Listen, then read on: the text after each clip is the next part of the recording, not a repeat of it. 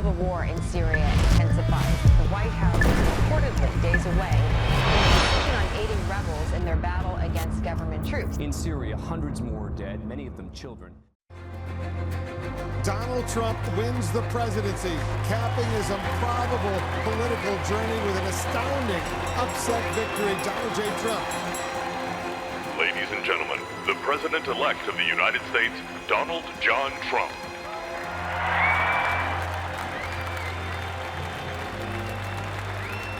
Right now, a historic moment. Donald Trump wins the presidency. I, Donald John Trump, do solemnly swear. From this day forward, it's going to be only America first. God bless America. What a night! And a complete earthquake. This was an earthquake unlike any earthquake, just came out of nowhere. Obama leaves the White House with Syria in ruins.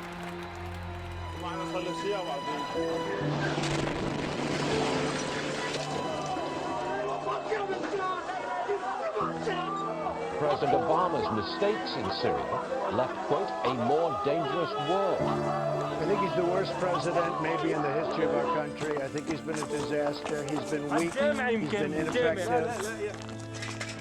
Syrian government forces are pounding areas held by rebels. Caught in the fighting are dozens of children. The volunteers can be heard attempting to console the young girl as they try to free her.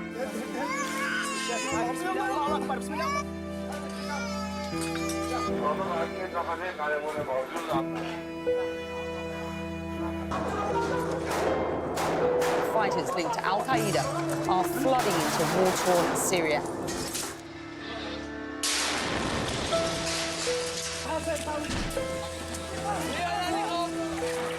Half a million people are dead, while half the country has fled.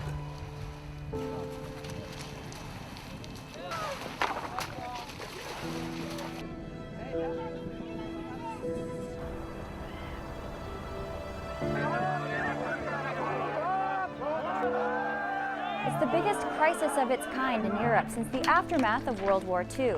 Europe is struggling with a migrant crisis that has resulted in more than 3,000 deaths since the beginning of this year. The photo we're going to show you has quickly resonated across the world as a heartbreaking symbol of an utter human catastrophe that we can't close our eyes to.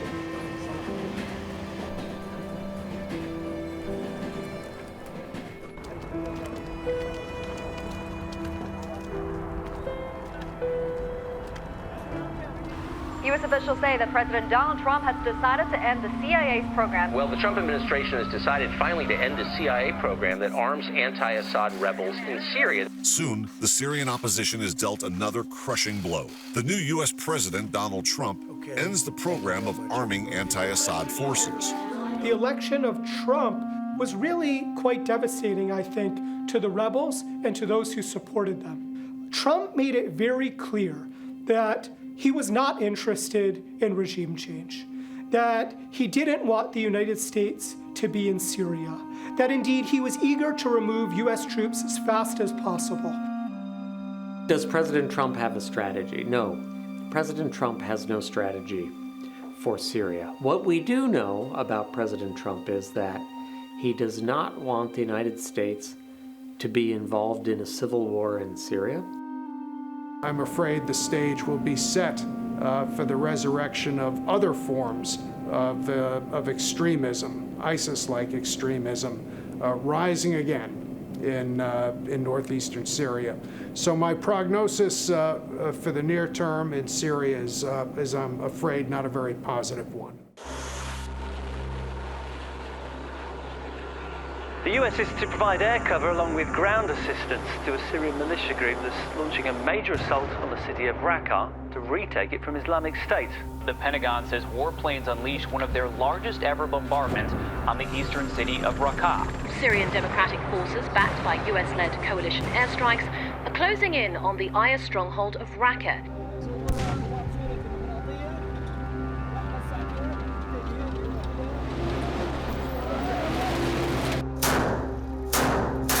In mid-October 2017, U.S.-backed forces launched their final assault on Daesh's capital, Raqqa.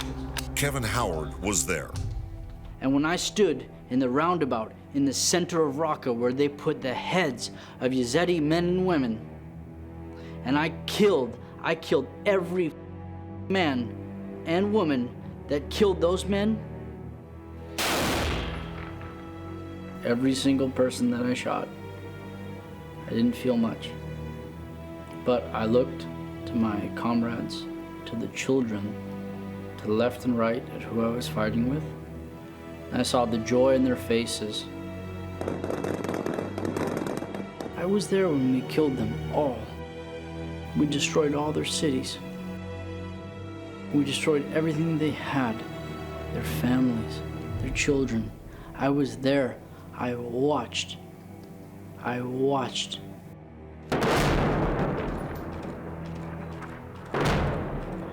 As Mark 82s and 30mm A10s destroyed everything that they had.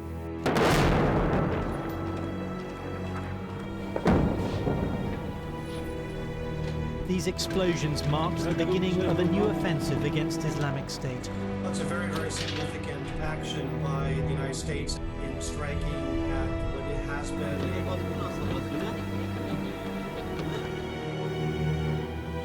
Is that the way we should have done it? I'm just a soldier. I don't know. A deadly labyrinth trapping civilians who are coming under fire from all sides. That's how Amnesty International describes the streets of Raqqa in Syria. If buildings after buildings were destroyed with entire families inside, something must have gone wrong. This is the kind of devastation you see all over Raqqa at the moment. Buildings which have been absolutely leveled by airstrikes. Well, the fall of Raqqa is one of those stories that has not adequately been told. A secret deal reportedly allowed some of the most notorious ISIS fighters to escape from a besieged Syrian city with their weapons. The deal started with a media blackout. The Islamic State's escape was not to be televised. But thanks to amateur footage, we see that this was a convoy and a deal too large to hide. قبل تحرير عملية الرقة طبعا تم السماح لخروج 4000 إرهابي هن وعوائلهم من مدينة الرقة عبر الاتفاق ما بين قيادة قوات سوريا الديمقراطية وشاهين جيلو بشكل مباشر، والاتفاق مع الولايات المتحدة الأمريكية. ما تم استهداف أي مقاتل أي إرهابي من تنظيم داعش إرهابي ولا بطلقة واحدة، وسمحوا لهم الخروج بأمن وأمان. المهم الاتفاق أخذ بحدود أكثر من يومين لثلاثة أيام مفاوضات ما بين الطرفين. على أسرى شاهين جيلو قال لي نحن هلا رح نطالب الإعلام بعدم التوجه، لأن كان في طلب من هؤلاء الإرهابيين داعش أن ما يكون في تصوير لخروجهم على حسب ما ادعوا أن خروجهم المذل، وطبعا هذا الشيء كان يرضي شاهين جيلو مشان ما يكون في أن وضوح، أن يكون في اتفاق ما بين الطرفين يظهر للعلن. وعلى أسرى طبعا تم تأمين الآليات والباصات، وأنا بالنسبة لي طلعت للإعلام وأعلنت أن المدينة ما تبقى تم في تسليم 230 من الإرهابيين هن من أبناء سوريا، وما تبقى في بعض من الجيوب كان عبارة عن نوع من التمثيلية. وعلى أسرى أعلنا ما تبقى يومين باسم حملة للقضاء على ما تبقى من جيوب داعش، وكانوا بهالفترة هن بيغادروا مدينة الرقة بالكامل. The group's final defeat came thanks not to a battle, but to a bus ride. The deal to get them out of here is the deal that no one wants to talk about. It's Raqqa's dirty secret.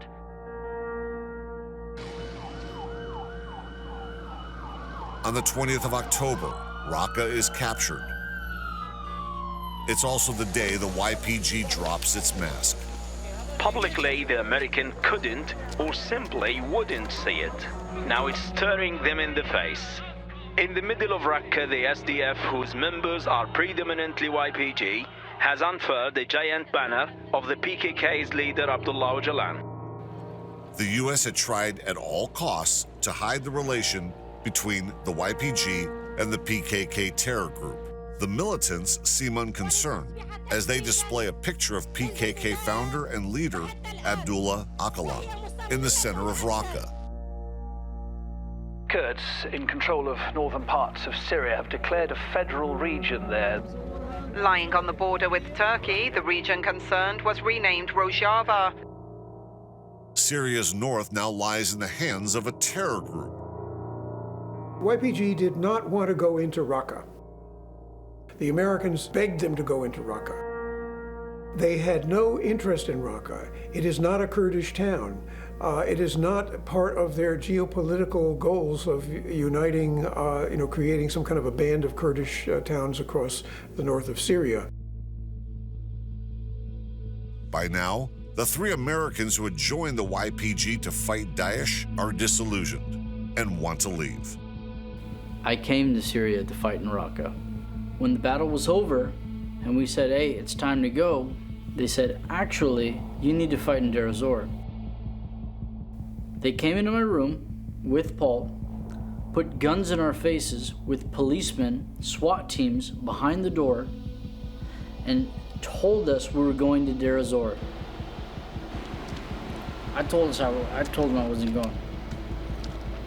I said, I will tell the media that you are forcing me to do this if you make me go.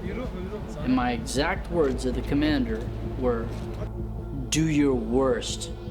You can't do anything to us. We're untouchable. As a citizen of a NATO nation, I would also be culpable if they said, hey, by the way, we're gonna go fight Turkey or Syria. Once they got done with Daesh, they were gonna turn their guns on Turkey and or Syria, depending on what our opportunity arose. Former Marine Kevin Howard grew disillusioned with the US-backed militia and decided it was time to leave the battlefield and return home. They sent me to a glorious communist prison full of comrades that have broke the rules in various forms. You're sold the utopian cause of a revolutionary existence when you join the YPG. In the party, in the PKK or the YPG, you cannot love anyone. You're just by yourself forever until you die. They think that's all right. They think that's good. You cannot wear t-shirts because it's forbidden for a woman to wear a t-shirt. You cannot watch movies that are westernized because they present different values to you. You cannot wear different shoes than anyone else because everyone needs to be the same. However, commanders can wear different shoes than you because they're better than you. But I thought we were all the same, comrade. Haval. We are getting a close-up look tonight at the battle for the last scrap of land held by ISIS in Syria. Despite suffering defeat in its stronghold, Daesh mysteriously reappears in the village of Baghuz in Deir ez-Zor province. طبعا ذكرت أنا العدد اللي تم إخراجه من الرقة ال 4000 إرهابي توجهوا إلى مناطق دير الزور. طبعا الهدف هو وضع هذه المناطق تحت سيطرة قوات سوريا الديمقراطية بحجة التحرير. وكانت عم بتقوم بإخراج قياديين تابعين لتنظيم داعش الإرهابي في مناطق عدة. يعني احنا بشكل دائم كنا نشوف بالليل كان في طيران يتوجه لمناطق تنظيم داعش الإرهابي، المناطق اللي تحت سيطرته، يتم فيها إخراج قيادات. طبعا يكون في تنسيق بينهم وبين الولايات المتحدة الأمريكية. Deir ez-Zor is mostly Sunni Arab and boasts Syria's biggest oil and gas reserves. Arab and Kurdish forces backed by the US have captured the largest oil field in Syria. رأينا نحن تقدم ما يسمى مجلس دير الزور العسكري باتجاه تحرير ريف دير الزور، وما لمسناه أن آبار النفط آبار الغاز اللي كانت هي تحت سيطرة تنظيم داعش الإرهابي أغلبها تم تسليمه عبر استلام وتسليم ما بينه وبين ما يسمى قوات سوريا الديمقراطية. The regime, its allies, the SDF and the US-led coalition, are now in a race for a piece of this Syrian land and its resources. This is what the end of the so-called caliphate looks like. Broken ISIS families and militants giving themselves up. It's in the dusty village of Baghouz that Daesh officially met its demise. Standing over its grave now is the YPG, or the SDF, as it's now known. With a nudge from the US, it has won the race to Syria's oil fields. It now controls a total of 11 oil wells. I would say that the YPG wants to survive, wants to have income, needs to pay its fighters, so they need a source of income. I think that people will make money in any way they can. And so if there's money to be made in oil, whether it's with Bashar al-Assad or other forces, even if they're enemies, the YPG and other Kurdish forces will survive in any way, shape, or form they can. On October 6th, 2019, Donald Trump announces the withdrawal of U.S. troops from Syria. We've been in Syria for many years. You know, Syria was supposed to be a short-term hit. We want to bring our troops back home. Far from pulling out, as President Trump ordered only a few weeks ago, we saw U.S. soldiers re-establishing their presence here. These U.S. forces have been ordered by President Trump to secure the oil fields. At the end of the month, U.S. soldiers are back. And this time, the Pentagon keeps no secrets about the aim. President Donald Trump has approved a wider mission to secure oil fields in eastern Syria. We've kept the oil. We stayed back and kept the oil. Other people can patrol the border of Syria, frankly, and Turkey, let them. They've been fighting for 1,000 years. Let them do the border. We don't want to do that. We want to bring our soldiers home. But we did leave soldiers because we're keeping the oil. I like oil. We're keeping the oil, and we're working with the Kurds. We're going to start with some breaking news. The Turkish military operation into northeastern Syria has now started. Now, the civil war in Syria looks set to enter a new and even more dangerous phase, with government forces on the move to help Kurdish fighters who are under attack from Turkey. Evet arkadaşlar iyi akşamlar. Sağ olun. It shows, in a sense, how the Americans are insensitive to the Turkish concern about Kurdish separatism. The Syrian Kurds, if they attract support from Turkish Kurds across the border, suddenly the unity of Turkey itself is at threat. Their biggest threat are Kurds who would split Turkey apart.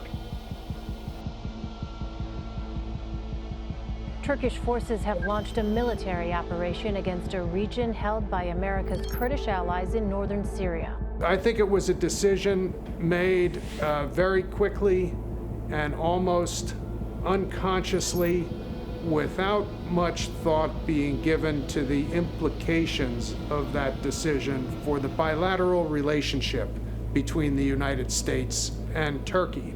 I'm struck by the absence of a careful review of the potential political implications. The Kurds, once aligned with the U.S., are now fighting with Syrian government troops. For Turkey, the goal is to remove Kurdish forces it considers terrorists and establish a buffer zone along the border. There's going to have to be a good deal of work and negotiation with Turkey to allay their concerns about the Syrian Democratic Forces, the Syrian Kurds, to ensure that region doesn't become a sanctuary for the PKK or a launch pad or an area of support for the PKK. The Syrian National Coalition, the main political opposition in exile, is accusing the YPG of what it calls violations against ethnic Arabs. طبعا هناك عملية تطهير عرقي كاملة، يعني أنا كنت شاهد على عدة أجزاء من هذه العملية. حتى الآن يعني في بلدات لم يتم السماح للعرب بالعودة إليها، خاصة المكون العربي. طبعا المخيمات النازحين بيتم استغلال المواطنين هناك بشكل كبير، يعني مثلا لا يتم السماح لخروج أي عائلة من هناك إلا أن بعد بأن تقديم أو تدفع رشوة بمعدل $5,000 أمريكي على العائلة الواحدة حتى يسمحوا لهم بمغادرة مخيمات النزوح. After an assault that is both total and pitiless by President Bashar al-Assad's regime, Syrian government forces are pounding areas held by rebels. Caught in the fighting are dozens of children. Heartbreaking videos appear to show a scorched earth campaign.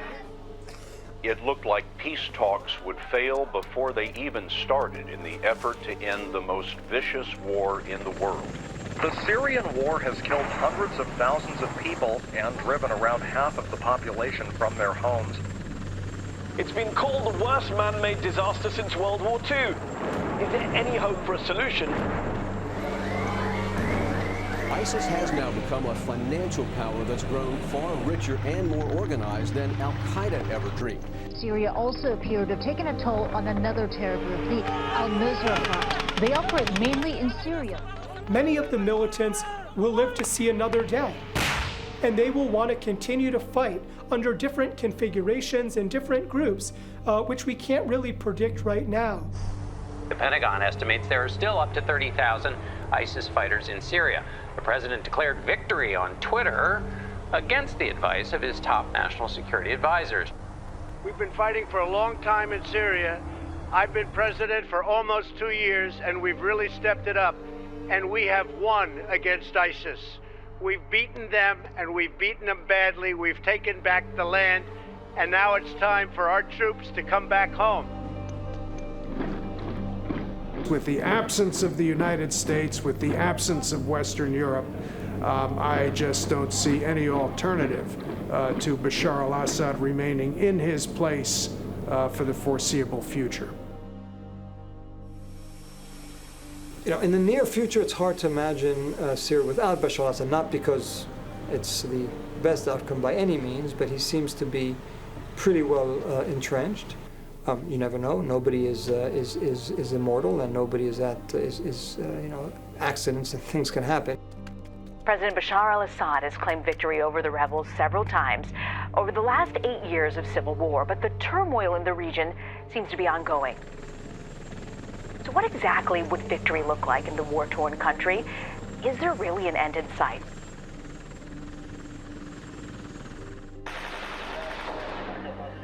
I think, in fact, there will be continued resistance to him in various forms. He is not going to sleep soundly, I would not expect, for some time to come.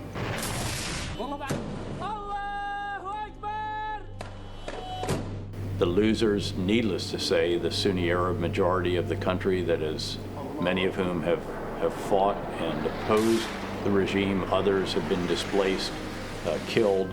Very, very few winners, if you can use that term, in this particular situation, which has just had disastrous outcomes.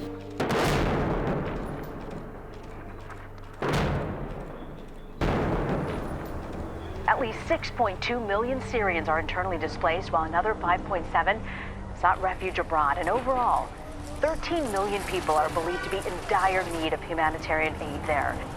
We're seeing evidence of the humanitarian situation inside Syria, and it is only getting worse. The results obviously have been tragic. They have been catastrophic. They have been almost beyond belief in terms of the damage and destruction and loss of life. Probably 500,000 Syrians killed during these last nearly 8 years of civil war. Syria was the end of your career, I mean, yeah. Was a good end? No, I have to say that it was a very sad end. The Americans usually don't understand the conflicts and sometimes make them worse. The Islamic State is something that we created, the West. We pressured and tormented the Middle East into this, but we left them no other option. And now that they have this option, now that they're killing themselves, now that they're fighting at a rate that we couldn't imagine, we act like we don't understand. We did this to them. We absolutely, absolutely pushed them into this. I don't miss the Kurdish general. I don't miss the female Kurdish general. I don't miss that, because I think they're terribly out of touch. with the reality of the situation. I don't think that any person in any military anywhere can understand the implications of their actions when they're far away while people are dying. I don't think you'll ever understand that while they're drinking chai on a rooftop far away and sending kids that are 16, 17 years old that don't understand the consequences of their actions. The UN says a majority of the child soldiers in Syria have been recruited by the YPG terror group, which is backed by the US.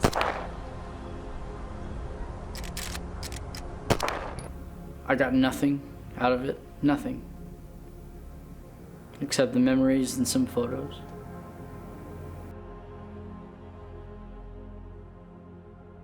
And it makes me hurt that I tried to fight the Islamic State for these people,